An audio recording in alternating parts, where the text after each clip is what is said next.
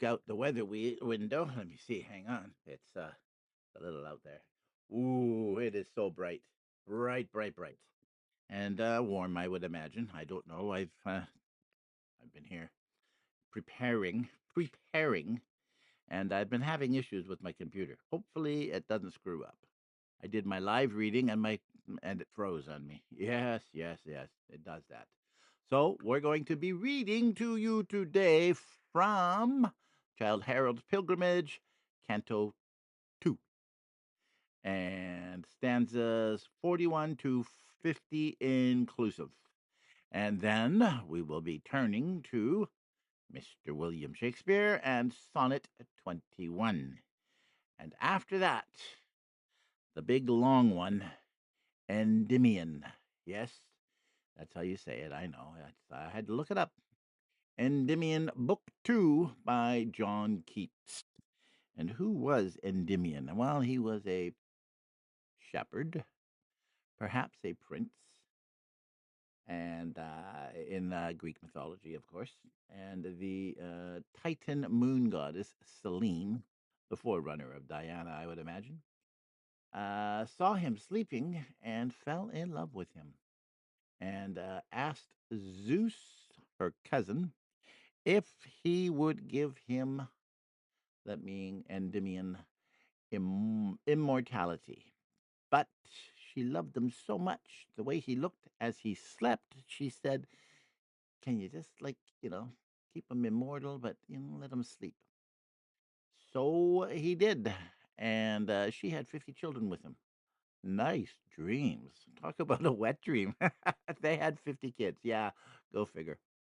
Okay, so I didn't get too much into that, but I'll look up on it and we'll see what's going on. But it's a long one. It's 1,000. Oh, it froze. There we go. It's 1,000 lines long. Wow, that's long. So just in total for all of this, I've got 8,493 words. So 8,500 words for these poems. Okay, so let's just get right into it because I don't know. I don't know how long it's gonna take. My eyes are red. Can you tell? Ooh, I just had a shower because, oof, silly me. Should have, and my hair's getting long. Ooh, really long. And well, look at it, just falling down. I just can't. I cannot control it. So, here we go with Poets Corner. Oh yeah, by the way, this is paywalled, but I'm sure you all know that because there's not a lot of you here. There's only 28. It's so easy reading to just 28 people. Like it's cat's ass. I love it. Recently, let me see. I can check. Let me see. I have sold one book for my what do you call it? Trilogy volume 1, The Bridges of Rome. I've sold one book. Maybe it's time a few of you stepped up, my close friends, eh? You know who I'm talking about. I won't mention any names, Murray, but what's $10, man? Because it's in American funds. I do apologize for that. So yeah. And well yeah, I was gonna look to see how many I have here. I have a total of, let me see, go to my stats, go to my audience, and I have, hello, come on, 5,367 followers, but that includes subscribers as well.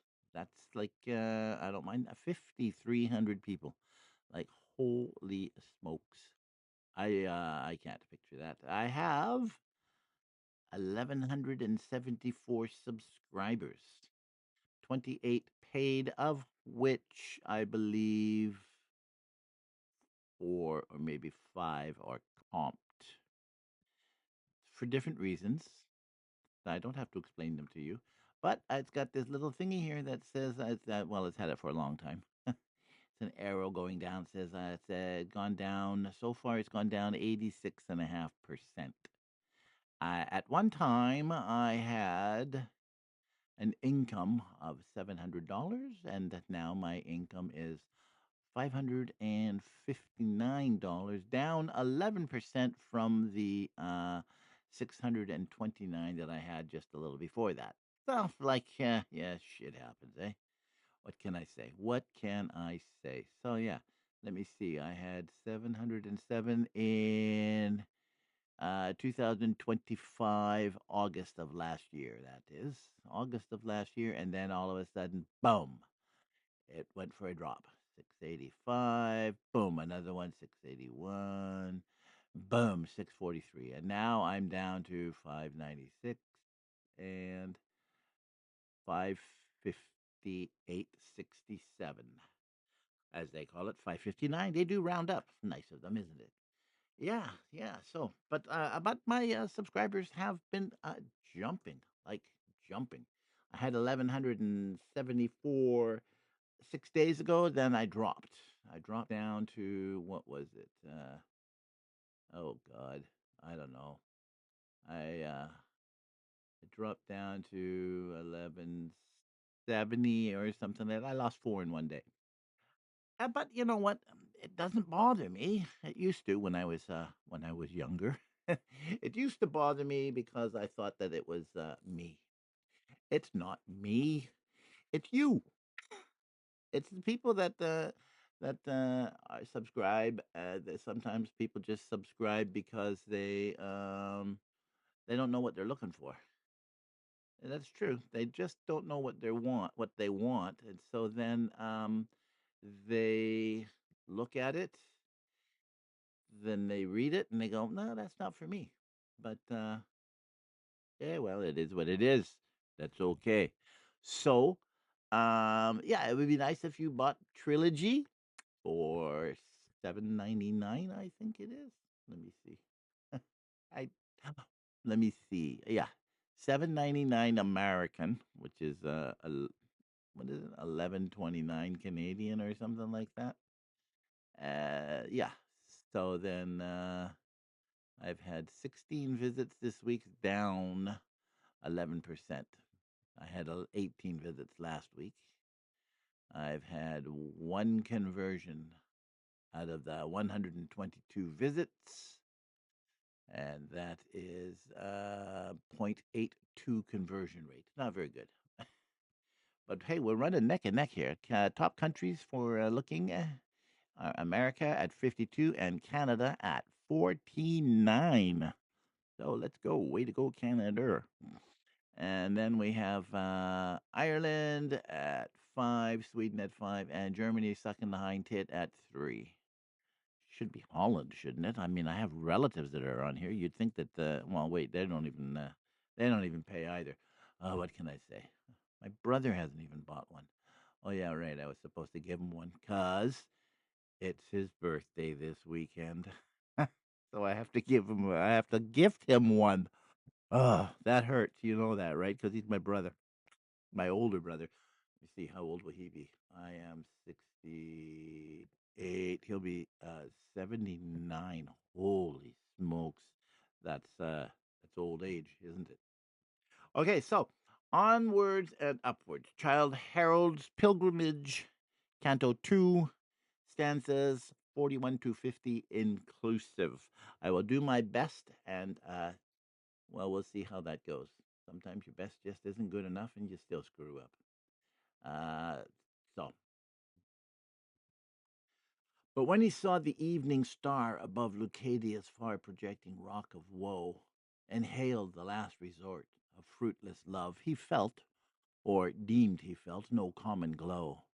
And as the stately vessel glided slow beneath the shadow of that ancient mount, he watched the billows' melancholy flow, and sunk, albeit in thought as he was wont, more placid seemed his eyes, and smooth his pallid front. Morn dawns, and with it stern Albania's hills, dark Sully's rocks, and Pindus's inland peak, robed half in mist, bedewed with snowy rills, arrayed in many a dun and purple streak, arise, and as the clouds along them break, disclose the dwelling of the mountaineer. Here roams the wolf, the eagle whets his beak, birds, beasts of prey, and wilder men appear, and gathering storms around convulse the closing year. Now Harold felt himself at length alone, and bade to Christian tongues a long adieu. Now he adventured on a shore unknown, which all admire, but many dread to view. His breast was armed against fate, his wants were few. Peril he sought not, but ne'er shrank to meet. The scene was savage, but the scene was new. This made the ceaseless toil of travel sweet, beat back keen winter's blast, and welcomed summer's heat. Here the red cross, for still the cross is here, though sadly scoffed at by the circumcised, forgets that pride to pampered priesthood dear, churchmen and votary alike despised. Foul superstition, howsoe'er disguised, idol, saint, virgin, prophet, crescent, cross, for whatsoever symbol thou art prized, thou sacerdotal gain, but general loss. Who from true worship's gold can separate thy dross? Ambratia's gulf behold, where once was lost a world for woman, lovely, harmless thing. In yonder rippling bay, their naval host did many a Roman chief and Asian king to doubtful conflict, certain slaughter bring. Look where the second Caesar's trophies rose, now, like the hand that reared them, withering. Imperial anarchs, doubling human woes. God, was thy globe ordained for such to win and lose? From the dark barriers of that rugged clime, even to the center of Illyria's vales, Childe Harold passed o'er many a mount sublime, through lands scarce noticed in historic tales. Yet in famed Attica such lovely dales are rarely seen, nor can fair Tempe boast a charm they know not. Loved Parnassus fails, though classic ground, and consecrated most to match some spots that lurk within the lowering coast. He passed bleak Pindus, Acherusia's lake, and left the primal city of the land, and onwards did his further journey take to greet Albania's chief, whose dread command is lawless law. For with a bloody hand he sways a nation, turbulent and bold. Yet here and there some daring mountain band disdain his power, and from their rocky hold hurl their defiance far, nor yield unless to gold. Monastic Zitza, from thy shady brow, thou small but favored spot of holy ground, where'er we gaze, around, above, below, what rainbow tints, what magic charms are found! Rock, river, forest, mountain all abound, and bluest skies that harmonize the whole. Beneath, beneath the distant torrent's rushing sound tells where the volumed cataract doth roll between those hanging rocks that shock yet please the soul. Amidst the grove that crowns yon tufted hill, which, were it not for many a mountain nigh, lofty ranks, and loftier still, might well itself be deemed of dignity. The convent's white walls glisten fair on high. Here dwells the Caloyer. Nor rude is he, nor niggard of his cheer. The passer-by is welcome still, nor heedless will he flee from hence, if he delight kind nature's sheen to see. Here, in the sultriest season, let him rest. Fresh is the green beneath those aged trees. Here winds of gentlest wing will fan his breast. From heaven itself he may inhale the breeze. The plain is far beneath. Oh, let him seize pure pleasure while he can. The scorching ray he here pierceth not, impregnate with disease. Then let his length the loitering pilgrim lay and gaze, untired, the morn, the noon, the eve away. There you go. That was it. That was I stumbled. I know. I stumbled twice. That's so bad. So bad. But I'm thinking like, I actually looked at it earlier. I thought maybe that was a good idea. I also looked at the next piece, which is Sonnet 21 by Mr. William Shakespeare. Yeah. Sorry, did I come out loud? Thought it in my head. Okay, I also looked at this one, and oh boy, it's going to be shit. Sorry, that's just the way it is. Here we go. Sonnet 21.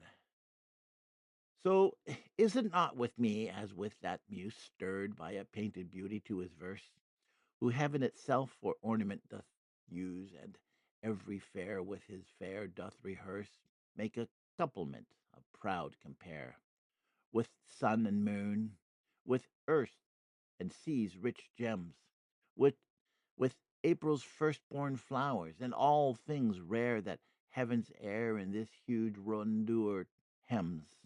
Oh, let me, true in love, but truly right, and then believe me, my love is as fair as any mother's child, though not so bright as those gold candles fixed in heaven's air. Let them say more than like of hearsay well. I will not praise that purpose not to sell. Well, it could have been better. I did like stumble once, but it's getting. I'm getting there. It's getting better. Okay, even I can say it's getting better because I can say that. But here comes the challenge. Endymion. Oh, I have to look at the camera. I keep looking at the picture, which is over here, and the camera is up there. That's the camera. Once again, it's Endymion, Book 2 by John Keats, the youngest of the romantic poets to die of TB. Well, shit happens. There we are. Okay, I'm going to bring the microphone in a little more closely, a little more comfortably. Want to see it? There it is. Dun, da, da, da. Oh, look at you can see my books. You can see that big white thing right there. That's my book, The Shield of Locksley. I'm thinking I'll make that into an ebook, but I have to what do you call that? Format it correctly and all of that stuff. And in order to do that, I think the best way to do that is to run it through chat and let them do it for me because like otherwise I'm so stupid when it comes to this kind of stuff.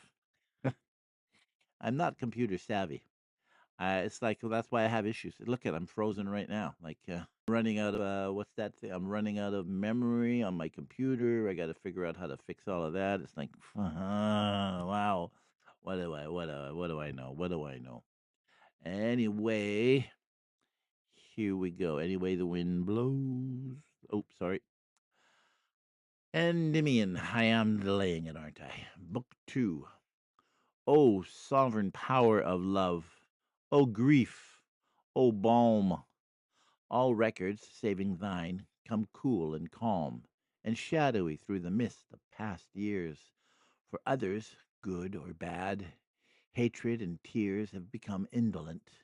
But touching thine, one sigh doth echo, one poor sob doth pine, one kiss brings honeydew from buried days.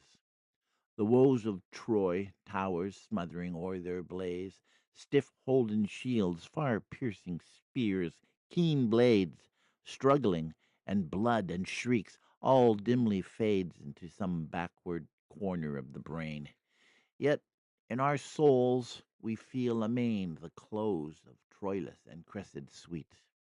Hence pageant history, hence gilded cheat, swart planet and universe of deeds, wide sea that one continuous murmur breeds along the pebbled shore of memory. Many old rotten timbered boats there be upon thy vaporous bosom, magnified to goodly vessels. Many a sail of pride and golden keeled is left unlaunched and dry. But wherefore this? What care though owl did fly about the great Athenian admiral's mast? What care though striding Alexander passed the Indus with his Macedonian numbers? Though old Ulysses tortured from his slumbers the glutted Cyclops, what care? Juliet leaning amid her window flowers, sighing, weaning tenderly her fancy from its maiden snow. doth more avail than these. The silver flow of heroes' tears, the swoon of Imogen, fair Pastorella, in the bandit's den, are things to brood on with more ardency than the death day of empires. Fearfully must such conviction come upon his head, who, thus far, discontent, has dared to tread without one muse's smile or kind behest the path of love and poesy. But rest in chafing restlessness is yet more drear than to be crushed in striving to uprear love's standard on the battlements of song. So once more days and nights aid me along like legioned soldiers. Brain sick shepherd prince, what promise hast thou faithful guarded since the day of sacrifice? Or have new sorrows come with the constant dawns upon thy morrows? Alas, 'tis his old grief. For many days has he been wandering in uncertain ways through wilderness and woods of mossed oak, counting his woe-worn minutes by the strokes of the lone woodcutter, and listening still, hour after hour, to each lush-leaved rill. Now he is sitting by a shady spring, and elbow deep with feverish fingering stems the upbursting cold. A wild rose tree pavilions him in bloom, and he doth see a bud which snares his fancy. Lo! But now he plucks it, dips its stalk in the water. How it swells, it buds, it flowers beneath his sight. And in the middle there is softly pight a golden butterfly, upon whose wings there must surely charactered strange things, for with wide eyes he wonders and smiles oft. Lightly this little herald flew aloft, followed by glad Endymion's clasped hands. Onward it flies. From languor's sullen bands his limbs are loosed and eager. On he hies, dazzled to trace it in the sunny skies. It seemed he flew, the way so easy was, and like a newborn spirit did he pass through the green evening quiet in the sun, o'er many a heath, through many a woodland dun, through buried paths where sleepy twilight dreams the summer-time away. One track unseams a wooded cleft, and, far away, the blue of ocean fades upon him. Then, anew, he sinks adown a solitary glen, where there was never sound of mortal men, saving, perhaps, some snow-light cadences melting to silence, where upon the breeze some holy bark let forth an anthem sweet, to cheer itself to Delphi. Still his feet went swift beneath the merry-winged guide, until it reached a splashing fountain's side, that, near a cavern's mouth, for ever poured into the temperate air. Then high it soared, and downward suddenly began to dip, as if athirst with so much toil 'twould sip the crystal spout head. So it did, with touch most delicate, as though afraid to smutch even with mealy gold the waters clear.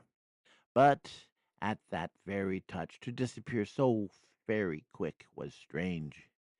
Bewildered, Endymion sought around, and shook each bed of covert flowers in vain. Then he flung himself along the grass. What gentle tongue, what whisper disturbed his gloomy rest? It was a nymph uprisen to the breast in the fountain's pebbly margin, and she stood mongst lilies like the youngest of the brood. To him her dripping hand she softly kissed, and anxiously began to plait and twist her ringlets round her fingers, saying, "Youth! Too long, alas, hast thou starved on the ruth, the bitterness of love, too long indeed, seeing thou art so gentle. Could I weed thy soul of care, by heavens, I would offer all the bright riches of my crystal coffer to Amphitrite, all my clear-eyed fish, golden or rainbow-sided, or purplish, vermilion-tailed, or finned with silvery gauze, yea, or my veined pebble floor that draws a virgin light to the deep. My grotto sands, tawny and gold, oozed slowly from far lands by my diligent springs.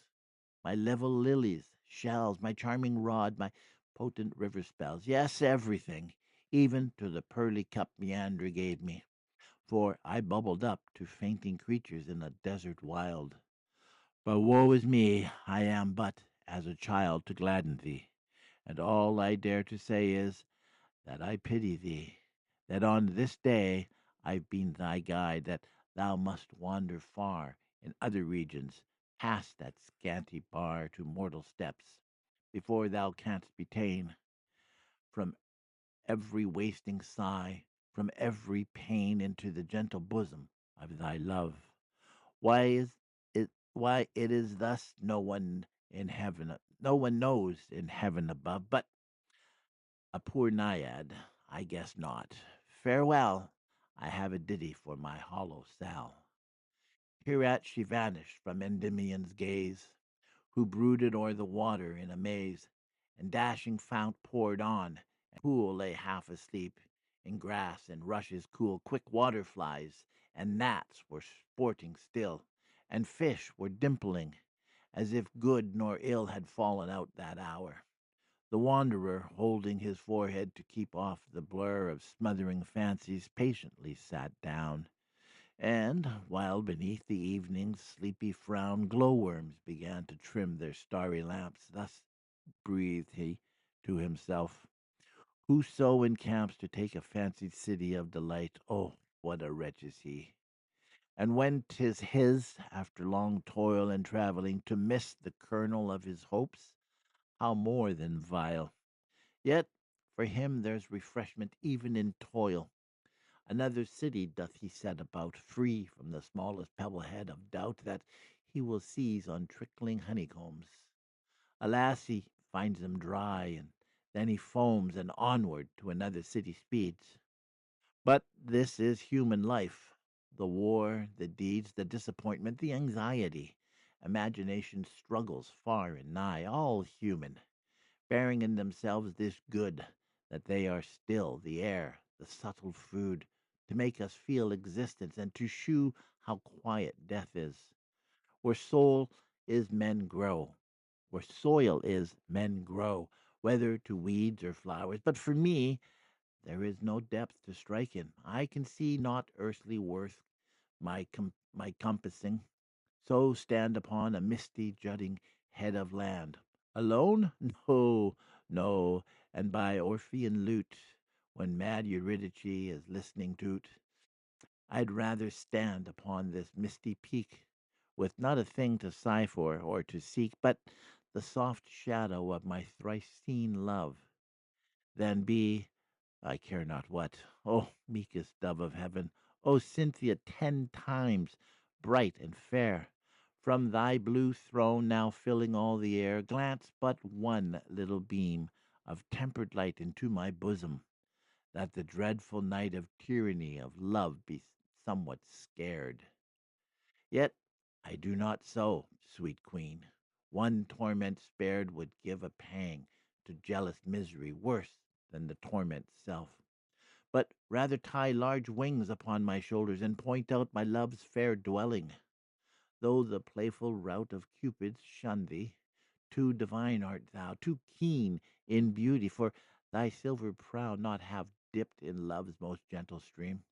Oh, be propitious, nor severely deem my madness impious, for by all the stars that tend thy bidding, I do think the bars that kept my spirit in are burst, that I am sailing with thee through the dizzy sky. How beautiful thou art, the world, how deep, how tremulous, dazzlingly the wheels sweep around their axle. Then these gleaming reins, how lithe! When this thy chariot attains its airy goal, haply some bower veils those twilight eyes. Those eyes, my spirit fails, dear goddess, help, or the wide gaping air will gulf me. Help! At this, with maddened stare and lifted hands and trembling lips, he stood, like old Deucalion, mountained o'er the flood, or blind Orion, hungry for the morn. And But from the deep cavern there was born a voice. He had been froze to scentless stone. Nor sigh of his, nor plaint, nor passioned moan had more been heard. Thus swelled it forth, "Descend, young mountaineer, descend where alleys bend into the spiry hollows of the world. Oft hast thou seen bolts of thunder hurled, as from thy threshold. Day by day hast been a little lower than the chilly sheen of icy pinnacles. Thou and dipp'st thine arms into the deadening ether that still charms the marble being. Now, as deep profound as those are high, descend. How near is crowned with immortality, who fears to follow where airy voices lead. So through the hollow, the silent mysteries of earth, descend. He heard but the last words, nor could contend one moment in reflection, for he fled into the fearful deep to hide his head from the clear moon, the trees, the coming madness. 'Twas far too strange and wonderful for sadness, sharpening by degrees his appetite to dive into the deepest. Dark nor light, the region, nor bright nor sombre wholly, but mingled up, a gleaming melancholy, a dusky empire, and its diadems, one faint, eternal eventide of gems. Aye, millions sparkled on a vein of gold, along whose tracks the prince's quick footsteps told, with all its lines abrupt and angular, outshooting sometimes like a meteor star through a vast antray. Then the metal woof like Vulcan's rainbow, with some monstrous roof curves hugely. Now, far in the deep abyss, it seems an angry lightning, and doth hiss fancy into belief. Anon, it leads through winding passages where sameness breeds vexing conceptions of sudden change. Whether to silver grots or giant range, or of sapphire columns, or fantastic bridge athwart a flood of crystal, on a ridge now fareth he, that o'er the vast beneath towers like an ocean cliff, and whence he seeth 100 waterfalls, whose voices come but as the murmuring surge. Chilly and numb his bosom grew, when first he, far away, descried an orbed diamond, set to fray old darkness from his throne. 'Twas like the sun uprisen o'er chaos, and with such a stun came the amazement that, absorbed in it, he saw not fiercer wonders, past the wit of any spirit to tell, but one of those who, when this planet's sphering time doth come, will be its high remembrances. Who they? The mighty ones, who may have made eternal day from Greece and England, whose astonishment with deep-drawn sighs was quieting. He went into a marble gallery, passing through a mimic temple, so complete and true and sacred custom that he well nigh feared to search it inwards, whence far off appeared through a long pillared vista a fair shrine, and just above, on a light tiptoed divine, a quivered Diane. Stepping awfully, the youth approached, oft turning his veiled eyes down sidelong aisles and into niches old. And when, more near against the marble cold, he had touched his forehead, he began to thread all courts and passages, where silence, dead roused by his whispering footsteps, murmured faint.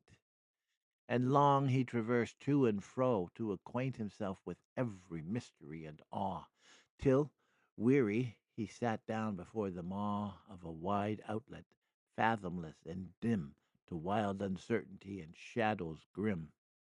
There, when new wonders ceased to float before, and thoughts of self came on, how crude and sore the journey homeward to habitual self, a mad pursuing of the fog-born elf, whose flitting lantern through rude nettle briar cheats us into a fire, into the bosom, the bosom of a hated thing. What misery most drowningly doth sing in lone Endymion's ear, now he has caught the goal of consciousness? Ah, 'tis the thought, the deadly feel of solitude. For lo, he cannot see the heavens, nor the flow of rivers, nor hill flowers running wild in pink and purple checker, nor uppiled the cloudy rack slowly journeying in the west like herded elephants, nor felt nor pressed cool grass, nor tasted the fresh slumberous air, but far from such companionship to where an unknown time, surcharged with grief, away was now his lot. And must he patient stay, tracing fantastic figures with his spear? No, exclaimed he, why should I tarry here? No, loudly echoed times innumerable, at which he straightway started and gan tell his paces back to the temple's chief, warming and growing strong in the belief of help from Diane, so that when again he caught her airy form, thus did he plain, moving more near the while. O haunter, chaste of riversides and woods, and healthy waste, where with thy silver bow and keen arrows art thou now forested? O woodland queen, what smoothest air thy smoother forehead woos? Where dost thou listen to the wide halloos of thy disparted nymphs? Through what dark tree glimmers thy crescent? Wheresoe'er it be, this, in the breath of heaven, thou dost taste freedom as none can taste it, nor dost waste thy loveliness in dismal elements, but finding in our green earth sweet contents, there livest blissfully. Ah, if to thee it feels Elysian, how rich to me, an exiled mortal, sounds in pleasant name. Within my breast there lives a choking flame. Oh, let me cool it among the zephyr boughs. A homeward fever parches up my tongue. Oh, let me slake it in the running springs. Upon my car a noisy nothing rings. Oh, let me once more hear the limnet's notes. Before mine eyes thick films and shadows float. Oh, let me anoint them with the heaven's light. Dost thou now lave thy feet and ankles white? Oh, think how sweet to me the freshening sluice. Dost thou now please thy thirst with berry juice? Oh, think how this dry palate would rejoice. If in soft slumber thou dost hear my voice, oh, think how I should love a bed of flowers, young goddess. Let me see thy native bowers. Deliver me from this rapacious deep. Thus ending loudly, as he would o'erleap his destiny, alert he stood, but when obstinate silence came heavily again, feeling about for its old couch of space and airy cradle, lowly bowed his face desponding o'er the marble floor's cold thrill. But 'twas not long, for sweeter than the rill to its old channels, or a swollen tide to margin sallows, where the leaves he spied, and flowers and wreaths, and ready myrtle crowns upleaping through the slabs, refreshment drowns itself, and strives its own delights to hide. Nor in one spot alone. The floral pride in a long whispering birth enchanted grew before his footsteps, as when heaved anew old ocean rolls a lengthened wave to the shore, down whose green back the short-lived foam all hoar bursts gradual with a wayward indolence, increasing still in heart and pleasant. Upon his journey on he hastes, so anxious for the end, he scarcely wastes one moment with his hand among the sweets. Onward he goes, he stops, his bosom beats as plainly in his ear as the faint charm of which the throbs were born. This still alarm, this sleeping music forced him walk tiptoe, for it came more softly than the east could blow Arion's magic to the Atlantic isles, or than the west, made jealous by the smiles of throned Apollo, could breathe back the lyre to seize Ionian and Tyrian. Oh, did he ever live, that lonely man who loved, and music slew not? 'Tis the pest of love. The fairest joys give most unrest. that things of delicate and tenderest worth are swallowed all and made a seared dearth by one consuming flame. It doth immerse and suffocate true blessings in a curse. Half happy by comparison of bliss is miserable. 'Twas even so with this dew dropping melancholy in Carrion's ear. First heaven, then hell, and then forgotten clear vanished in elemental passion. And down some swart abysm he had gone, had not a heavenly guide been benignant led to where thick myrtle branches gazed his head, brushing, wakened. Then the sounds again went noiseless as a passing noontide rain over a bower where little space he stood. For as the sunset peeps into a wood, so saw he panting light, and towards it went through the winding alleys, and lo, wonderment! Upon soft verdure saw, one here, one there, cupids a slumbering on their pinions fair. After 1,000 mazes overgone at last, with sudden step he came upon a chamber, myrtle walled, embowered high, full of light, incense, tender minstrelsy, and more of beautiful and strange beside.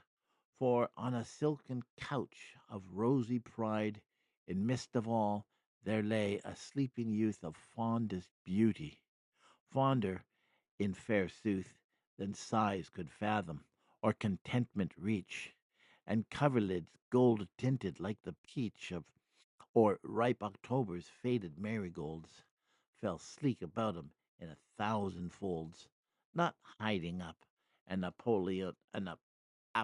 Apollyon curve of neck and shoulder, nor the tenting swerve of knee from knee, nor ankles pointing light, but rather giving them to the filled sight officiously.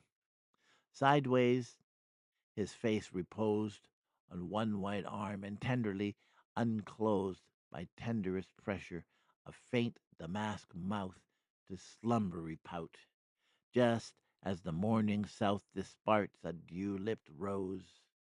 Above his head 4 lily stalks did their white honors wed to make a coronal, and round him grew all tendrils green of every bloom and hue, together intertwined and trammelled fresh, the vine of glossy sprout, the ivy mesh shading its Ethiop berries, and woodbine of velvet leaves and bugle blooms divine, convolvulus in streaked vases flush, the creeper mellowing from an autumn blush, and virgin's bower trailing airily with others of the sisterhood.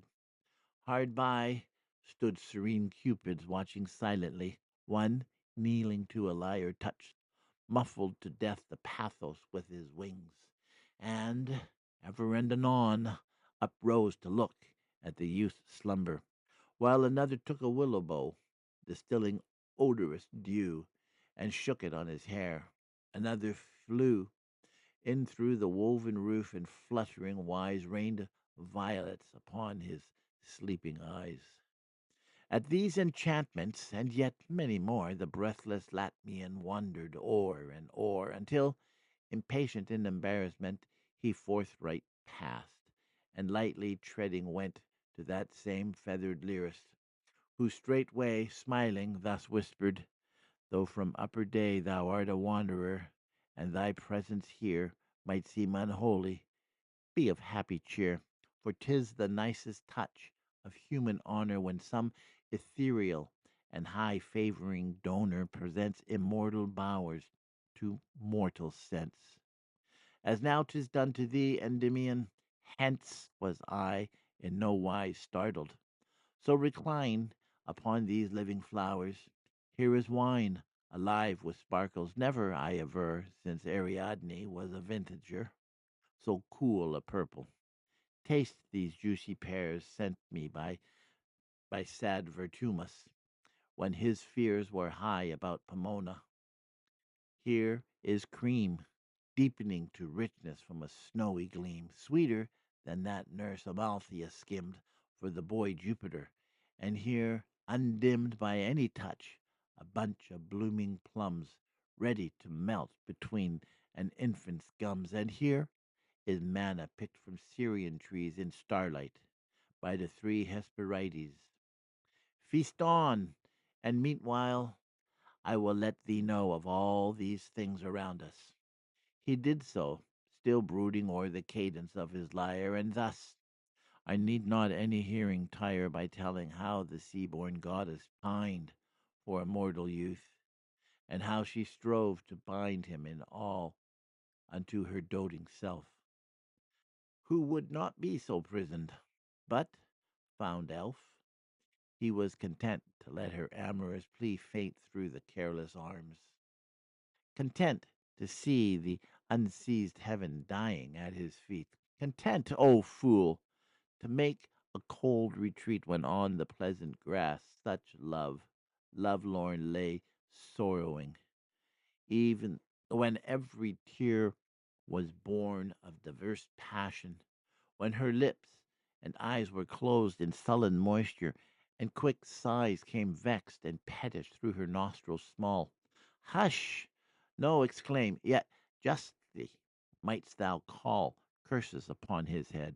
I was half glad, but my poor mistress went distract and mad when the boar tusked him. So away she flew to Jove's high throne, and by her plainings drew immortal teardrops down the thunderer's beard, whereon it was decreed he should be reared each summer time to life. Lo, this is he, that same Adonis, safe in the privacy of this still region all his winter sleep. I sleep, for when our lovesick queen did weep over his waned course, the tremulous shower healed up the wound, and with a balmy power medicined death to a lengthened drowsiness, the which she fills with visions, and doth dress in all this quiet luxury, and hath set us young immortals without any let to watch his slumbers through.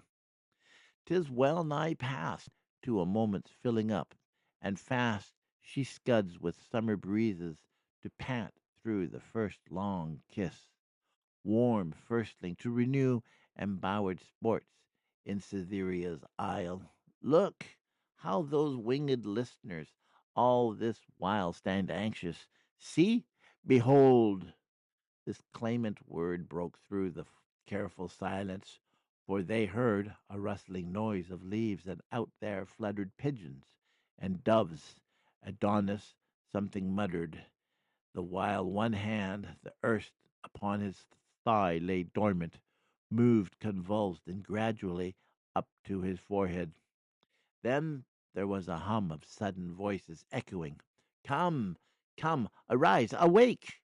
Clear summer hath forth walked unto the clover sward, and she has talked full soothingly to every nested finch. Rise, Cupids, or we'll give the bluebell pinch to your dimpled arms. Once more, sweet life, begin." At this, from every side they hurried in, rubbing their sleepy eyes with lazy wrists, and doubling overhead their little fists in backward yawns. But all were soon alive, for as delicious wine doth, sparkling, dive in nectared clouds, and curls through the water fair, so from the arbor roof down swelled an air odorous and enlivening, making all to laugh and play and sing, and loudly call for their sweet queen. When lo, the wreathed green disparted, and far upward could be seen blue heaven, and a silver car, airborne, whose silent wheels, fresh wet from clouds of morn, spun off a dazzling dew, which, falling chill on soft Adonis's shoulder, made him still nestle and turn uneasily about. Soon were the white doves plain, with necks stretched out in silken traces, lightened in descent. And soon, returning from love's banishment, Queen Venus, Leaning downward, open armed, her shadow fell upon his breast and charmed a tumult to his heart and a new life into his eyes. Ah, miserable strife, but for her comforting, unhappy sight, but meeting her blue orbs. Who can write of these first minutes? The uncherished muse to embracements warms as theirs make coy excuse. Oh, it has rustled every spirit there, saving love's self, who stands superb to share the general gladness. Awfully he stands, a sovereign quell is in his waving hands. No sight can bear the lightning of his brow. His quiver is mysterious. None can know what themselves think of it. From forth his eyes these darts strange lights of varied hues and dyes. A scowl is sometimes on his brow, but who look full upon it feel anon the blue of his fair eyes run liquid through their souls. Endymion feels it, and no more controls the burning prayer within him. So, bent low, he had begun a plaining of his woe, but Venus, bending forward, said, "My child, favor this gentle youth. His days are wild with love. He, but alas, too, while I see thou knowest the deepness of his misery. Ah, smile not so, my son, I tell thee true, that when through heavy hours I used to rue the endless sleep of this newborn, this stranger, I pitied. For upon a dreary morning once I fled away into the breezy clouds to weep and pray for this my love. For vexing Mars has teased me even to tears. Thence, when a little eased, down looking vacant through a hazy wood, I saw this youth as he despairing stood. Those same dark curls, brown, vagrant in the wind, those same full fringed lids, a constant blind over his sullen eyes. I saw him throw himself on withered leaves, even as though death had come sudden. For no jot he moved, yet muttered wildly. I could hear he loved some fair immortal, and that his embrace had zoned her through the night. There is no trace of this in heaven. I have marked each cheek, and find it is the vainest thing to seek, and that all things 'tis best kept secretest. Endymion, one day thou wilt be blessed. Still obey the guiding hand that fends thee safely through the wonders for sweet ends.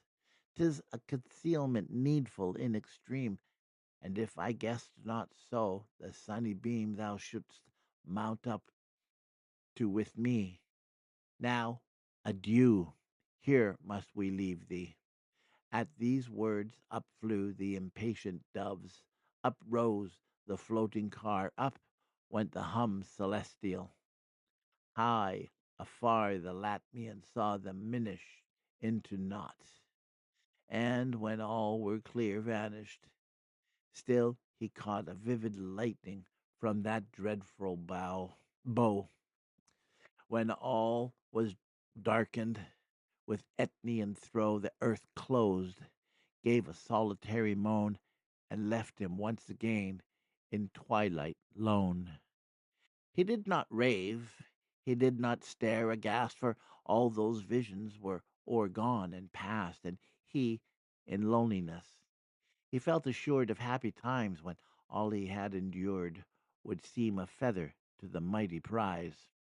So, with unusual gladness, on he hies through caves and palaces of mottled ore, gold dome and crystal wall and turquoise floor, black polished porticos of awful shade, and at the last a diamond balustrade leading afar past wild magnificence, spiral through ruggedest loopholes, and thence stretching across the void, then guiding o'er enormous chasms where all form and roar streams subterranean tease their granite beds, then heightened just above the silvery heads of 1,000 fountains, so that he could dash the waters with his spear. But at the splash, done heedlessly, those spouting columns rose sudden a poplar's height, and gan to enclose his diamond path with fretwork, streaming round, alive and dazzling cool, and with a sound haply like dolphin tumults, when sweet shells welcome the float of Thetis. Long he dwells on this delight, for every minute's space the stream with changed music interlace, sometimes like delicatest lattices covered with crystal vines, when weeping trees moving about, as in a gentle wind, which, in a wink to watery gauze refined, poured into shapes of curtained canopies, spangled and rich with liquid broideries of flowers, peacocks, swans, and swifter than lightning went those wonders rare, and when the water, into stubborn streams collecting, mimicked the wrought oaken beams, pillars, and frieze, and high fantastic roof, all those dusk places in time's far aloof cathedrals called, he bade a loath farewell to these fount protean,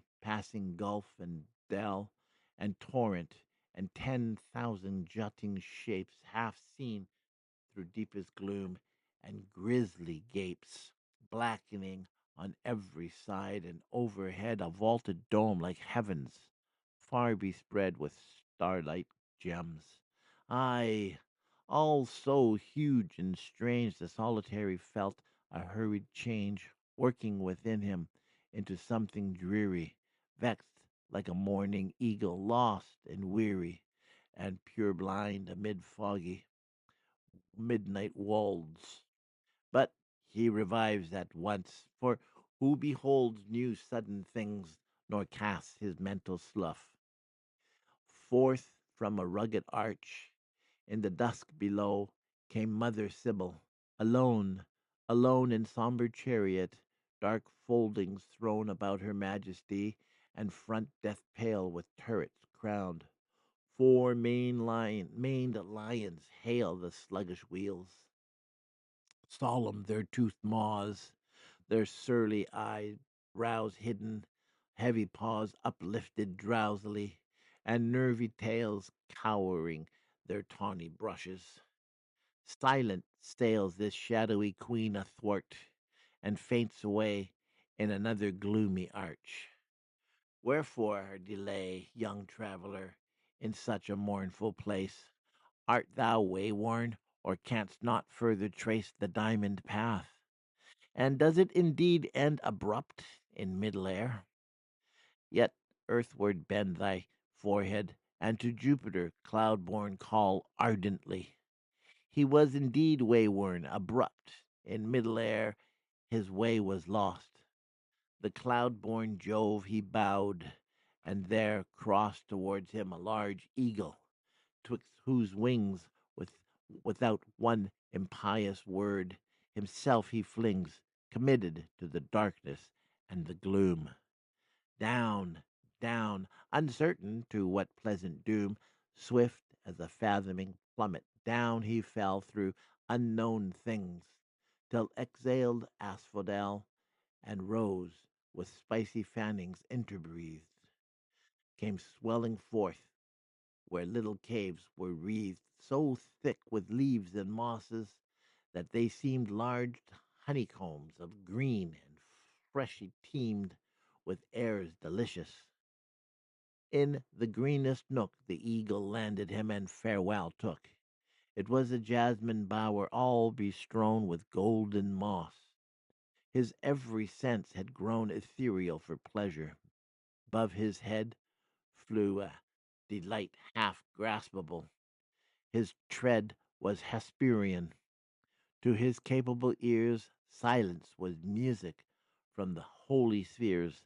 A dewy luxury was in his eyes. The little flowers felt his pleasant sighs and stirred them faintly. Verdant cave and cell he wandered through, oft wondering at such wells of sudden exaltation. But, alas, said he, will all this gush of feeling pass away in solitude? And must they wane like melodies upon a sandy plain without an echo? Then shall I be left so sad, so melancholy, so bereft, yet still I feel immortal, or keeping watch among those starry seven, old Atlas's children. Art a maid of the waters, one of shell winding Triton's bright haired daughters, or art impossible, a nymph of Dian's, weaving a coronal of tender scions for very idleness? Where'er thou art, methinks it now is at my will to start into thine arms, to scare Aurora's train and snatch thee from the morning, o'er the main to scud like a wild bird, and take thee off from thy sea foamy cradle, or to doff thy shepherd's vest and woo thee mid fresh leaves. No, no, too early my soul deceives its powerless self. I know this cannot be. Oh, let me then, by some sweet dreaming flee to her entrenchments. Hither, sleep awhile. Hither, most gentle sleep, and soothing foil for some few hours the coming solitude. Thus spake he, and that moment felt endued with power to dream deliciously. So wound through a dim passage, searching till he found the smoothest mossy bed and deepest, where he threw himself, and just into the air stretching his indolent arms, he took, oh, bliss, a naked waist. Fair Cupid, whence is this? A well known voice sighed. Sweetest, here am I, to which soft ravishment, with doting cry, they trembled to each other. Helicon, O fountain Hild, old Homer's Helicon, that thou wouldst spout a little streamlet o'er these sorry pages, then the verse would soar and sing above the gentle pair like lark over his nested young. But all is dark around thine aged top, and thy clear fount exhales in mists of heaven. Ay, the count of mighty poets is made up. The scroll is folded by the muses. The bright roll is in Apollo's hand. Our dazed eyes have seen a new tinge in the western skies. The world has done its duty, yet, oh, yet, although the sun of poesy is set, these lovers did embrace, and we must weep that there is no old power left to steep a quill immortal in their joyous tears. Long time in silence did their anxious fears question that thus it was. Long time they lay fondling and kissing every doubt away. Long time ere soft caressing sobs began to mellow into words, and then there ran two bubbling springs of talk from their sweet lips. Oh, known unknown, from whom my being sips such darling essence, wherefore may I not be ever in thy arms? In this sweet spot pillow my chin forever, ever press these toying hands and kiss their smooth excess. Why not forever and forever feel that breath about my eyes? Ah, thou wilt steal away from me again. Indeed, indeed, thou wilt be gone away, and wilt not heed my lonely madness. Speak, my kindness fair. Is it to be so? No! Who will dare to pluck thee from me? And of thine own will, full well I feel thou wouldst not leave me. Still, let me entwine thee surer, surer. Now, how can we part? Elysium, who, who art thou canst not be forever here, or lift me with thee to some starry sphere. Enchantress, tell me by thy soft embrace, by the most soft completion of thy face, those lips Oh, slippery blisses, twinkling eyes, and by these tenderest milky sovereignties, these tenderest, and by the nectar wine, the passion. O loved Ida the divine, Endymion, dearest, O unhappy me, his soul will scape us. O felicity, how does he love me? His poor temples beat to the very tune of love. How sweet, sweet, sweet! Revive, dear youth, or I shall faint and die. Revive, or these soft hours will hurry by in entranced dullness. Speak, and let that spell affright this lethargy. I cannot quell its heavy pressure, and will press at least my lips to thine, that they may richly feast until we taste the life of love again. What? Dost thou move? Dost kiss? Oh, bliss! Oh, pain! I love thee, youth, more than I can conceive, and so long absence from thee doth bereave my soul of any rest. Yet must I hence, yet can I not can I not to starry eminence uplift thee, nor for very shame can own myself to thee. Ah, dearest, do not groan, or thou wilt force me from this secrecy, and I must blush in heaven. Oh, that I had done it already, that the dreadful smiles and my lost brightness, my impassioned wiles, had waned for Olympus's solemn height, from all serious gods, that our delight was quite forgotten, save to us alone. And wherefore so ashamed? 'Tis but to atone for endless pleasure by some coward blushes. Yet must I be a coward? Honor rushes too palpable before me. The sad look of Jove, Minerva's start.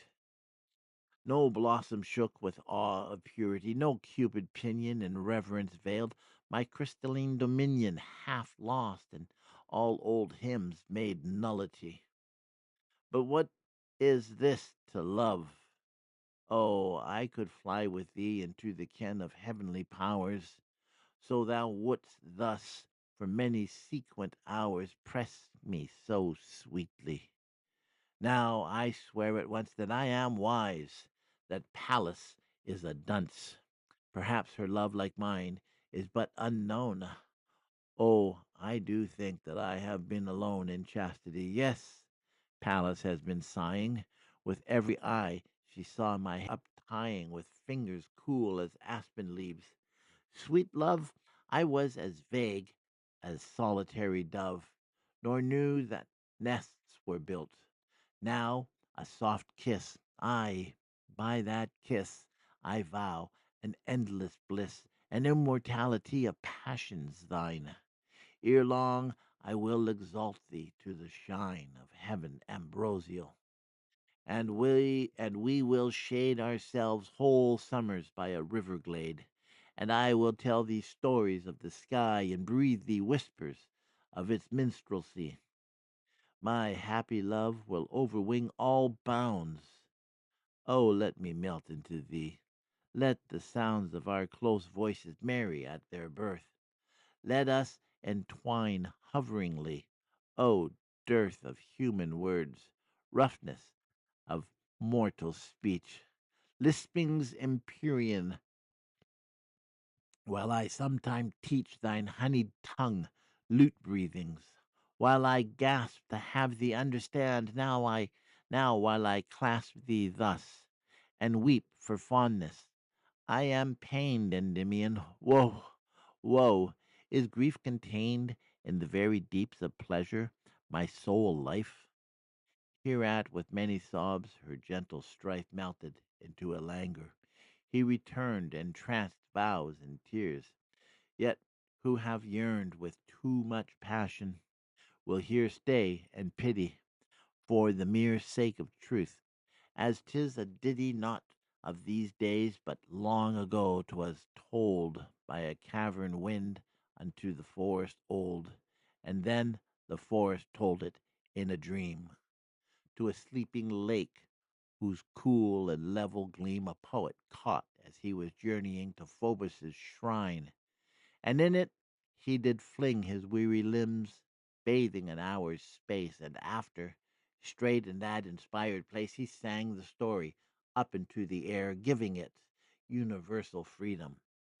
There, has it ever been, ever sounding for those ears whose tips are glowing hot? The legend cheers yon sentinel stars, and he who listens to it must surely be self doomed, or he will rue it. For quenchless burnings come upon the heart, made fiercer by a fear lest any part should be engulfed in the eddying wind. As much as here is penned doth always find a resting place, thus much comes clear and plain. Anon the strange voice is upon the wane, and 'tis but echoed from departing sound, that the fair visitant at last unwound her gentle limbs and left the youth asleep. Thus the tradition of the gusty steep. Now turn we to our former chroniclers. Endymion awoke. That grief of hers still, that grief of hers, sweet paining on his ear.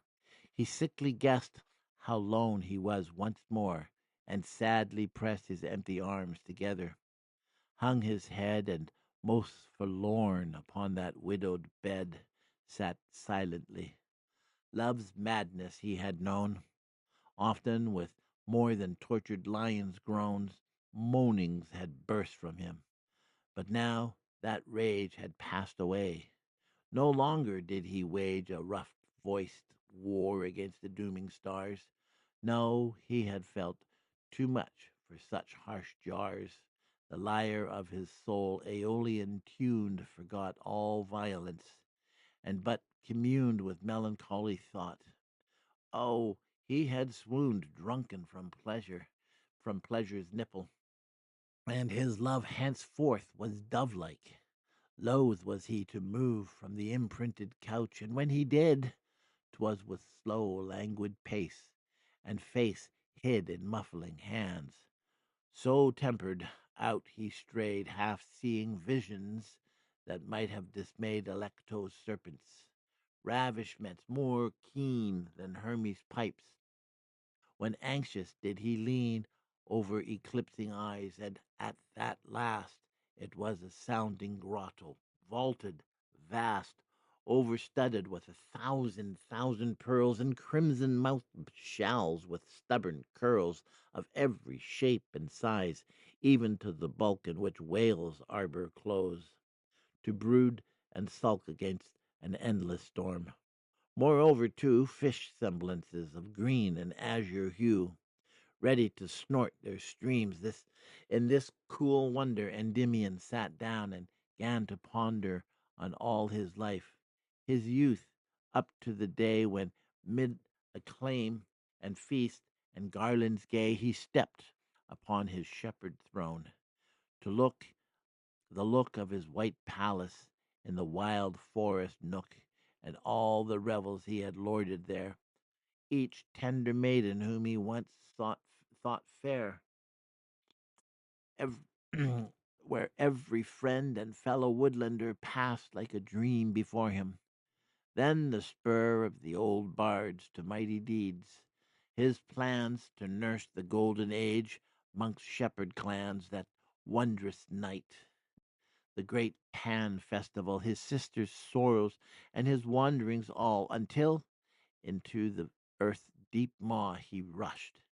Then all it buried magic, till it flushed high with excessive love. And now, thought he, how long must I remain in jeopardy of blank amazements that amaze no more? Now I have tasted her sweet soul to the core, all other depths are shallow. Essences, once spiritual, are like muddied lees, meant but to fertilize my earthly root, and make my branches lift a golden fruit into the bloom of heaven. Other light, though it be quick and sharp enough to blight the Olympian eagle's vision, is dark, dark as the parentage of chaos. Hark! My silent thoughts are echoing from these walls, or are they but the ghosts, the drying swells of the noises far away? List! Hereupon he kept an anxious ear. The humming tone came louder, and behold, there as he lay, on either side outgushed with misty spray a copious spring, and both together dashed, swift, mad, fantastic round the rocks, and lashed among the conches and shells of the lofty grot, leaving a trickling dew. At last they shot down from the ceiling's height, pouring a noise as of some breathless racers whose hopes poise upon the last few steps, and with spent force along the ground they took in winding course. Endymion followed, for it seemed that one ever pursued, the other strove to shun, followed their languid mazes till well nigh he had left thinking of the mystery, to which now wrapped in tender hoverings over the van. What is it sings his dreams away? What melodies are these? They sound as though the whispering of trees, not native in such barren vaults. Give ear. O Arutha, peerless nymph, why fear such tenderness as mine? Great Dian, why didst thou hear her prayer? Oh, that I were rippling round her dainty fairness now, circling about her waist and striving how to entice her to a dive. Then stealing in between her luscious lips and eyelids thin. Oh, that her shining hair was in the sun, and I, distilling from it thence, to run in amorous rillets down her shrinking form, to linger on her lily shoulders warm between her kissing breasts, and every charm touch raptured. See how painfully I flow. Fair maid, be pitiful to my great woe. Stay, stay thy weary course, and let me lead a happy wooer to the flowery mead where all that beauty snared me. Cruel God, desist, or my offended mistress's nod will stagnate all thy fountains. Tease me not with siren words, or have I really got such power to madden thee? And is it true? Away, away, or I shall dearly rue my very thoughts. In mercy, then, away, kindest Alpheus. For should I obey my own dear will, 'twould be a deadly bane. O Oread Queen, would that thou hadst a pain like this of mine. Then would I fearless turn to be a criminal. Alas, I burn, I shudder. Gentle river, get thee hence. Alpheus, thou enchanter, every sense of mine was once made perfect in these woods. Fresh breezes, bowery lawns, and innocent floods, ripe fruits, and lonely couch contentment gave. But ever since I heedlessly did lave in thy deceitful stream, a panting glow grew strong within me. Wherefore serve me so, and call it love. Alas, 'twas cruelty. Not once more did I close my happy eyes amid the thrush's song. Away! Avaunt! Oh, 'twas a cruel thing. Now thou dost taunt so soft, Aruthia, that I think if thou wast playing on my shady brink, thou wouldst bathe once again. Innocent maid, stifle thine heart no more, nor be afraid of angry powers. There are deities will shade us with their wings. Those fitful sighs, 'tis almost death to hear. Oh, let me pour a dewy balm upon them. Fear no more, sweet Arusa. Diane's self must feel sometimes these very pangs. Dear maiden, steal blushing into my soul, and let us fly these dreary caverns for the open sky. I will delight thee all my winding course, from the green sea up to my hidden source about Arcadian forests. and I will shew the channels where my coolest waters flow through mossy rocks, where midst exuberant green I roam in pleasant darkness, more unseen than Saturn in his exile, where I brim round flowery islands and take thence a skim of mealy sweets, which myriads of bees buzz from their honeyed wings. Thou shouldst please thyself to choose the richest, where we might be incense pillowed every summer night. Doff all sad fears, thou white deliciousness, and let us be thus comforted, unless thou couldst rejoice to see my hopeless stream hurry distracted from Sol's temperate beam, and pour death along the hungry sands. What can I do, Alpheus? Diane stands severe before me, persecuting fate. Unhappy Arusa, waste thou wast late, a huntress free, and at this sudden fell those two sad streams adown a fearful dell. The Latmian listened, but he heard no more save echo, faint repeating o'er and o'er the name of Arusus.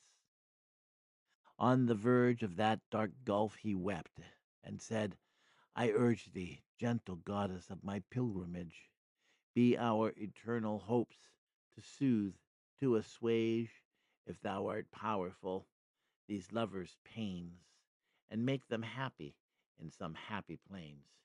He turned, there was a whelming sound. He stepped, there was a cooler light. So he kept toward it, but by a sandy path, and lo, more suddenly than doth a moment go, the vision of the earth were gone and fled. He saw the giant sea above his head. Well, I tell you, that's just too long for me to read. You know why? I just get so exhausted. My eyes grow heavy. I start to stumble. It's like, ugh. But I did it, and look, it's longer than I'm supposed to be. It's an hour and 22 minutes. That is long. That's a lot of reading. It's late. I have to get. No, I don't. I was gonna say I have to get dinner prepared, but I don't because we're having leftovers. Yes, she made fried rice last night, and there you go. And we have other stuff, but like, I think I have to make a pot of rice though. That's fried rice is going to be for me. She's going to have aloo began. That's Indian food because well, she is Indian, just a little bit. Like all. Sorry, I just meant she's just a little one. She's tiny. So I'm going to have to call it a day. I have to get this loaded up and out. I have a hockey game to watch as well because it's a great series. It's tied. I never expected that. I expected a sweep, but hey, that's the way it goes. And oh yes, don't forget my book, Trilogy Volume One, The Bridges of Rome, which has three novellas and is available at. I gotta check it at what's it called? I can't even read it because of this stupid thing around here. Gimme Book. Yes, Gimme Book. And let me see what happens when I do that. Nothing. It's loading up the page. And I don't have any more people on here. Be nice.